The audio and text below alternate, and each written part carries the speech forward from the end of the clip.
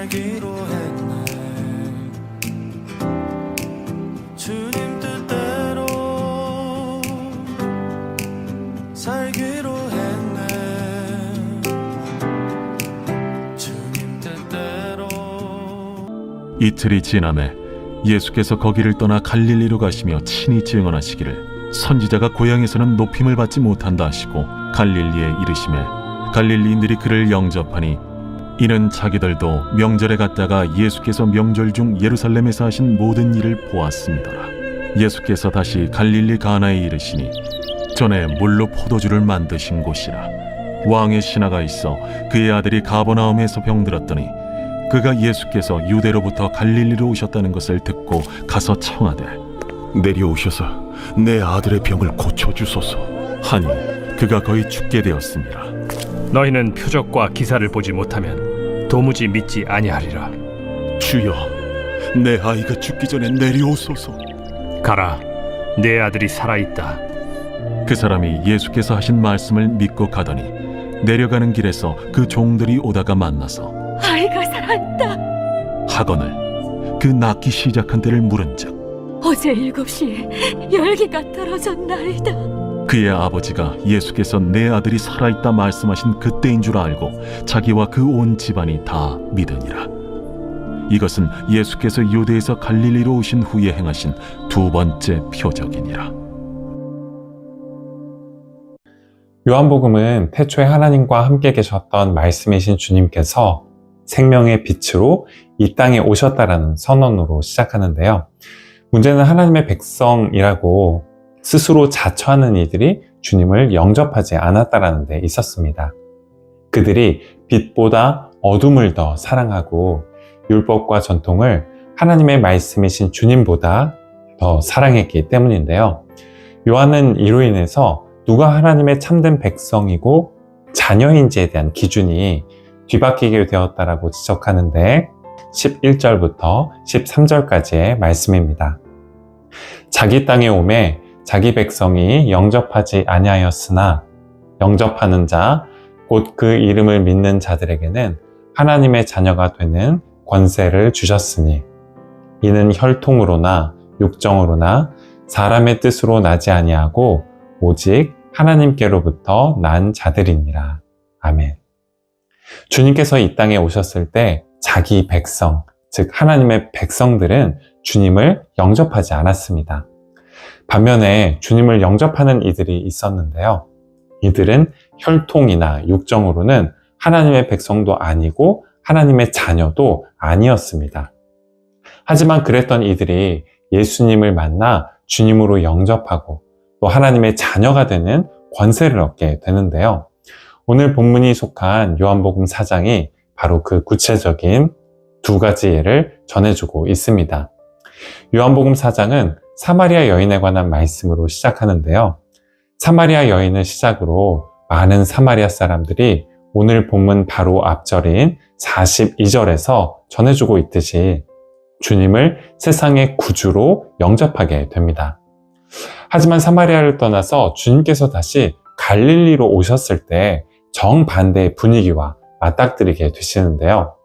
갈릴리로 되돌아가는 동안 주님께서는 제자들에게 이렇게 우려를 표하셨습니다. 오늘 본문 44절 말씀입니다. 친히 증언하시기를 선지자가 고향에서는 높임을 받지 못한다 하시고, 주님께서는 이방인과 같은 취급을 받았던 사마리아를 떠나 주님께서 나고 자라신 갈릴리로 되돌아가셨습니다. 하지만 갈릴리로 돌아가시면서 오히려 걱정이 크셨습니다. 선지자가 고향에서 높임을 받지 못하게 될 것을 아셨기 때문입니다. 하지만 그런 갈릴리에도 여전히 주님을 믿고 영접한 이들이 생겨나게 되는데요. 그 대표적인 인물이 오늘 본문에 등장하는 왕의 신하였습니다. 아마도 그는 로마가 갈릴리의 분봉왕으로 세운 헤롯 안티파스의 신하 중 하나였을 텐데요. 그가 예수님을 찾은 건 그의 아들이 죽음의 위기에 처했기 때문이었습니다. 아들을 살리기 위해 백방으로 애를 썼겠지만 방도를 찾을 수 없었던 그는 예수님에 관한 소식을 듣고 주님을 찾아오게 됩니다. 그런데 그를 주님께서는 다음과 같이 처음에 다소 냉정하게 대하시는데요. 오늘 본문 48절 말씀입니다. 예수께서 이르시되 너희는 표적과 기사를 보지 못하면 도무지 믿지 아니하리라. 표적과 기사를 다른 성경 본문들은 표징이나 기적, 기이한 일과 신기한 일, 놀라운 일 등으로 다양하게 번역하고 있는데요. 요한복음을 보면 주님께서 베푸신 이 표적과 기사 때문에 주님을 따르는 이들이 반복해서 등장하게 됩니다. 하지만 주님께서는 표적을 보고 주님을 따랐던 이들의 믿음이 참된 믿음은 아니라고 보셨습니다. 그래서 표적과 기사를 보고 주님을 따랐던 이들과 적당한 거리를 두시게 되시는데요. 요한복음 2장 23절 하반절부터 24절까지의 말씀입니다. 많은 사람이 그의 행하시는 표적을 보고 그의 이름을 믿었으나 예수는 그의 몸을 그들에게 의탁하지 아니하셨으니 이는 친히 모든 사람을 아심이요. 아멘. 아들 문제로 주님을 찾아온 왕의 신하에게 주님께서는 역시 같은 우려를 말씀하셨습니다. 왕의 신하에게 그가 주님을 찾아온 것이 단순히 표적과 기사를 바라고 온 것인지 아니면 사마리아 사람들처럼 주님을 온 세상의 구주로 믿고 찾아온 것인지를 묻고 계시는 것이죠. 그 질문에 왕의 신하는 이렇게 대답하게 되는데요. 오늘 본문 49절 말씀입니다. 신하가 이르되 주여 내 아이가 죽기 전에 내려오소서. 왕의 신하인 그의 유일한 주는 왕이어야 했습니다.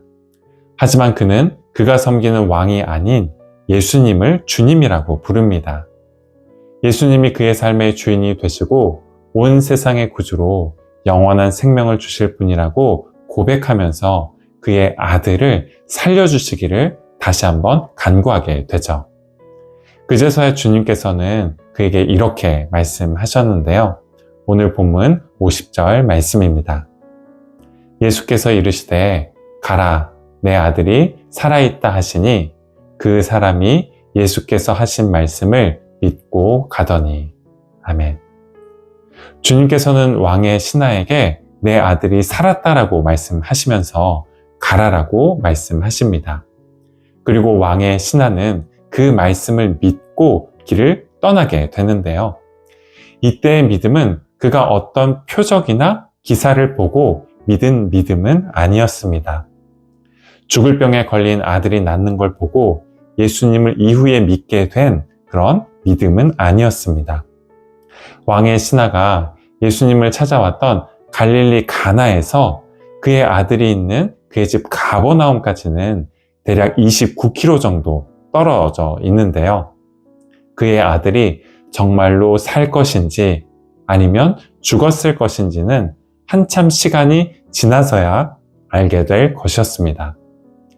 하지만 왕의 신하는 주님이 하시는 말씀을 듣고 그 말씀을 믿게 됩니다.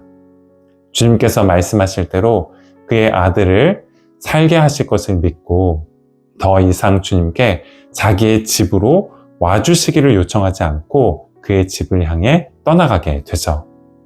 그리고 그렇게 집을 향해 가는 동안 그의 아들이 살았다라는 소식을 그의 종을 통해서 전해 듣고 그와 그의 온 집이 다 예수님을 믿게 되는데요. 우리에게는 표적과 기사가 필요합니다. 하나님의 도우심이 필요하죠. 또 표적과 기사는 하나님이 얼마나 우리를 사랑하시고 또 위하시는지에 대한 하나의 증거가 될 수는 있습니다. 하지만 그럼에도 불구하고 표적과 기사가 우리의 믿음이 뿌리내려야 하는 궁극적인 기초는 될 수 없습니다. 잘 알려진 요한복음 3장 16절에 기록되어 있는 것처럼 참된 믿음이 세상을 이처럼 사랑하사 자기의 외아들을 우리에게 주신 하나님의 사랑에 대한 응답이기 때문입니다.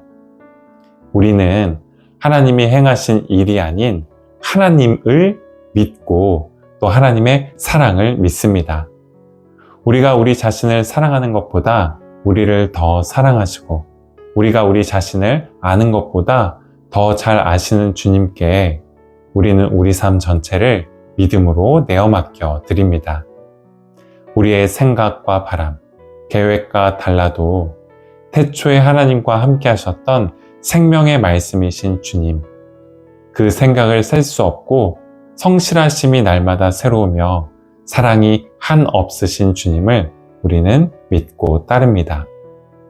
표적과 기사를 통해서도 주님을 믿되 또한 표적과 기사가 없더라도 우리를 사랑하시고 또 온 세상을 위하시는 하나님의 사랑을 기억하며 오늘 하루 주님을 믿고 따르는 저와 여러분이 되시기를 바라겠습니다. 기도하시겠습니다. 주님, 저희에게는 많은 필요가 있습니다. 그래서 그 필요를 주님께서 채워주시고 저희가 마주하고 있는 문제를 해결해 주시며 저희의 연약함과 질병을 주님께서 치유해 주시기를 저희는 늘 바랍니다. 하지만 주님께서 자유롭게 베풀어 주시는 표적과 기사에 감사할 수 있게 하시되 그 표적과 기사가 저희의 믿음의 기초가 되지 않도록 지켜 주옵소서.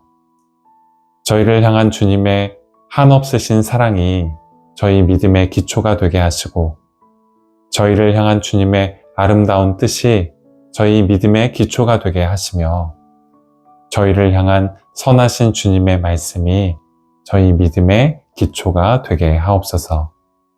예수 그리스도의 이름으로 기도드립니다. 아멘.